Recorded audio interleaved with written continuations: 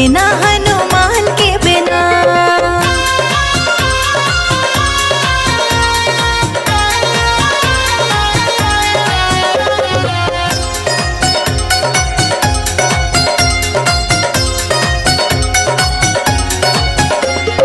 जब से रामायण पढ़ ली है, एक बात मैंने समझ ली है।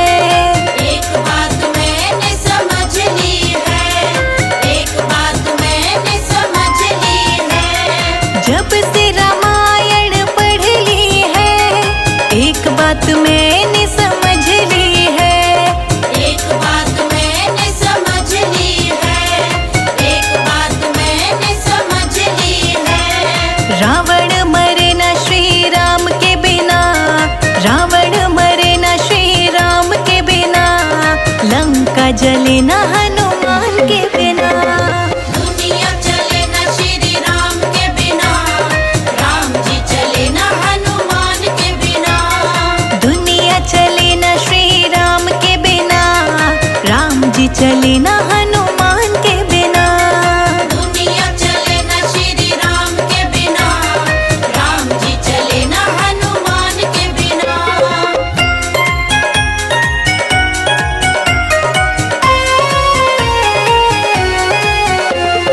लक्ष्मण का बचना मुश्किल था, कौन बूटी लाने के काबिल था। कौन बूटी लाने के काबिल था, कौन बूटी लाने के काबिल था। लक्ष्मण का बचना मुश्किल था, कौन बूटी लाने के काबिल था।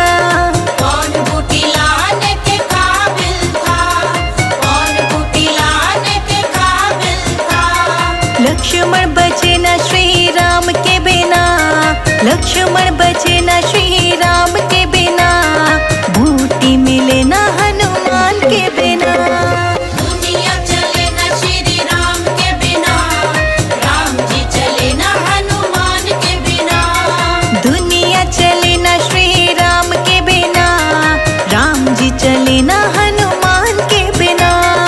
दुनिया चले न श्री राम के बिना, राम जी चले न हनुमान के बिना।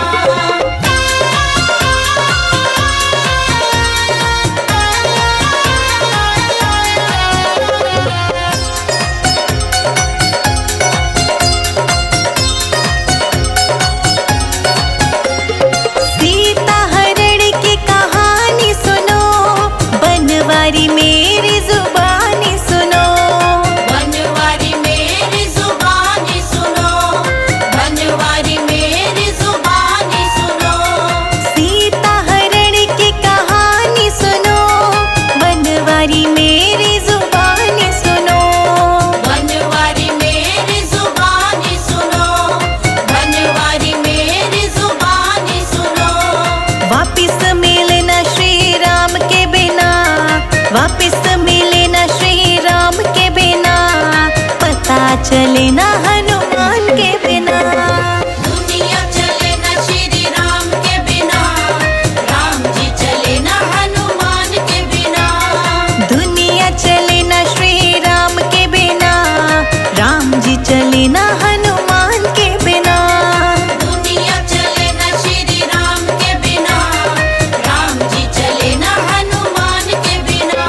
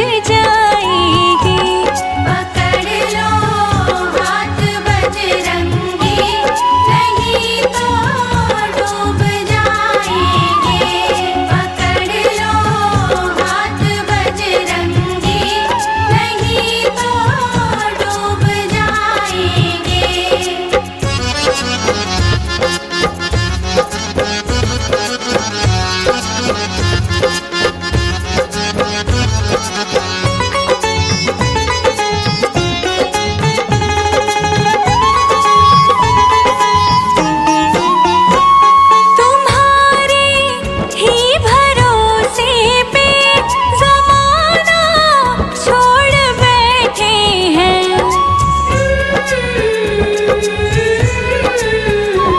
तुम्हारे ही भरोसे पे ज़माना छोड़ बैठे हैं।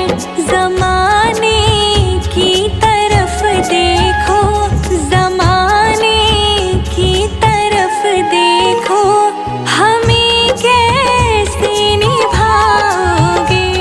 पकड़ लो हाथ बजरंगी, नहीं तो डूब जाएंगे।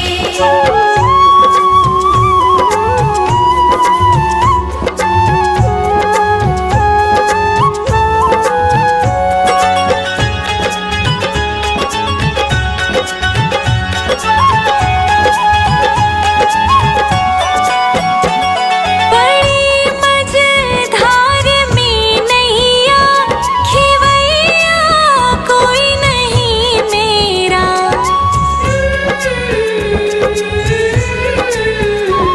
बड़ी मझधार में नैया, खिवैया कोई नहीं मेरा।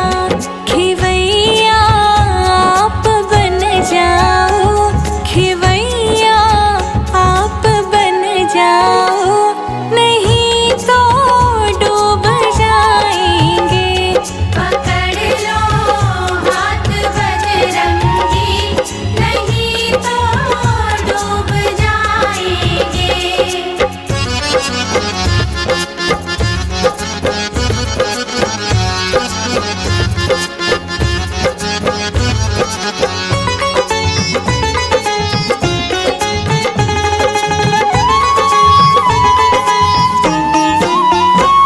लदी है पाप की गठरी, वजन पापों का भारी है।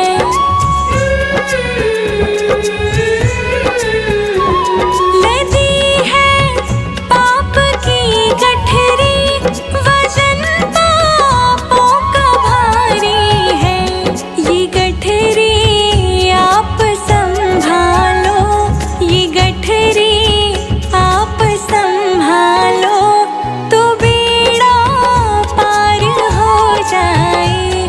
पकड़ लो हाथ बजरंगी, नहीं तो डूब जाएंगे।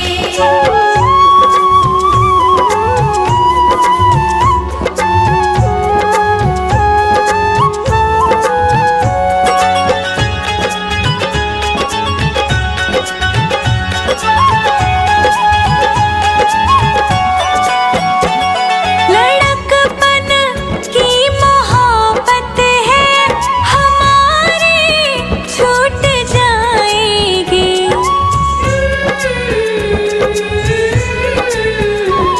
लड़कपन की मोहब्बत है हमारी, छूट जाएगी।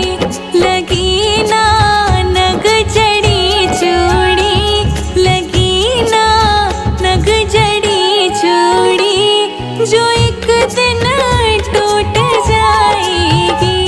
पकड़ लो हाथ बजरंगी, नहीं तो डूब जाएंगे।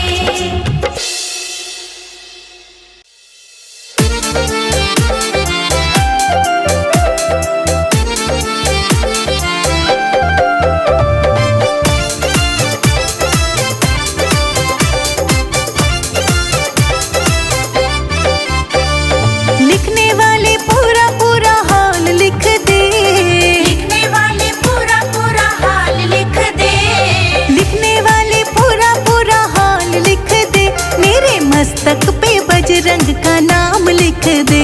मेरे मस्तक पे बजरंग का नाम लिख दे। लिखने वाले पूरा पूरा हाल लिख दे, मेरे मस्तक पे बजरंग का नाम लिख दे।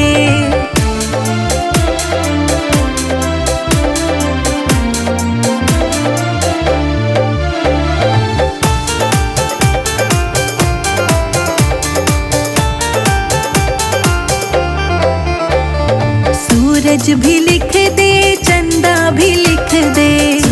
भी लिख दे चंदा भी लिख दे, सूरज भी लिख दे चंदा भी लिख दे, सूरज भी लिख दे चंदा भी लिख दे, तारों का पूरा पूरा हाल लिख दे, तारों का पूरा पूरा हाल लिख दे, मेरे मस्तक पे साला सरधाम लिख दे, मेरे मस्तक पे बजरंग का नाम लिख दे, लिखने वाले पूरा पूरा हाल लिख दे, मेरे मस्तक पे बजरंग का नाम लिख दे, मेरे मस्तक पे बजरंग का नाम लिख दे।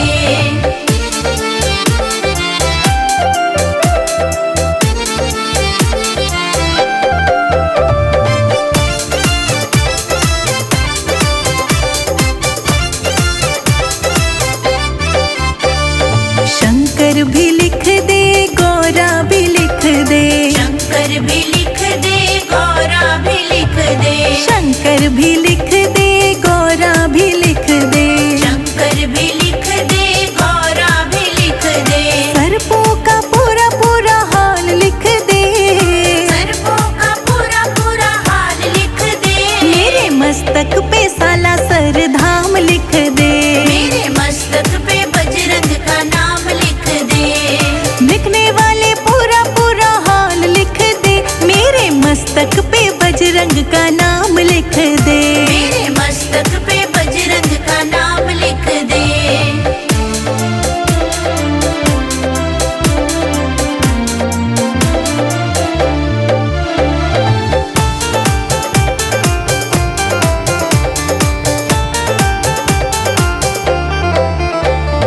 विष्णु भी लिख दे लक्ष्मी भी लिख दे, विष्णु भी लिख दे लक्ष्मी भी लिख दे, हाँ विष्णु भी लिख दे लक्ष्मी भी लिख दे, विष्णु भी लिख दे लक्ष्मी भी लिख दे, चक्रों का पूरा पूरा हाल लिख दे, चक्रों का पूरा पूरा हाल लिख दे, मेरे मस्तक पे साला सरधाम लिख दे, मेरे मस्तक पे बजरंग का नाम लिख दे, लिखने वाले पूरा पूरा हाल लिख दे, मेरे मस्तक पे बजरंग का नाम लिख दे, मेरे मस्तक पे बजरंग का नाम लिख दे।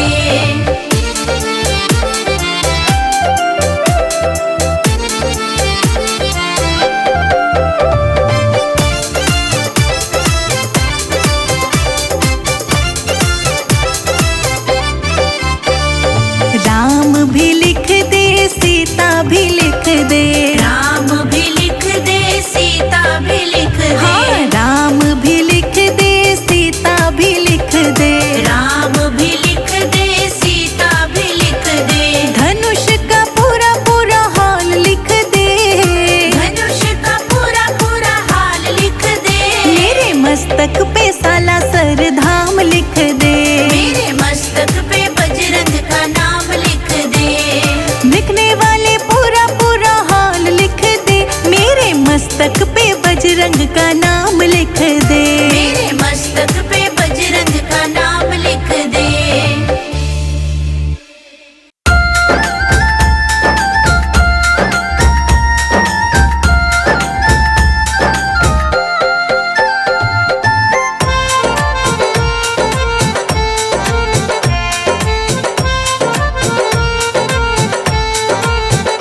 मैंने सुंदर कांड कराया है, मेरा हनुमान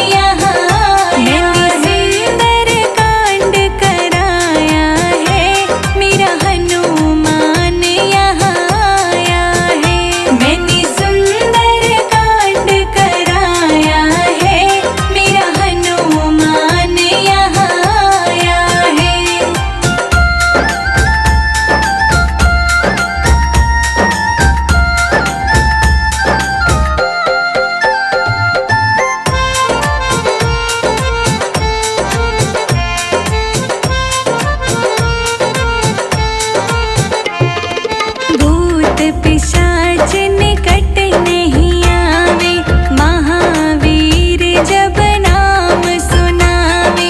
भूत पिशाच निकट नहीं आवे, महावीर जब नाम सुनावे। वो तो भूत भगाने आया है, मेरा हनुमान यहाँ आया है। मैंने सुंदर कांड कराया है, मेरा हनुमान यहाँ आया है। मैंने सुंदर कांड कराया है, मेरा हनुमान यहाँ आया है। मैंने सुंदर कांड कराया है, मेरा हनुमान यहाँ आया है।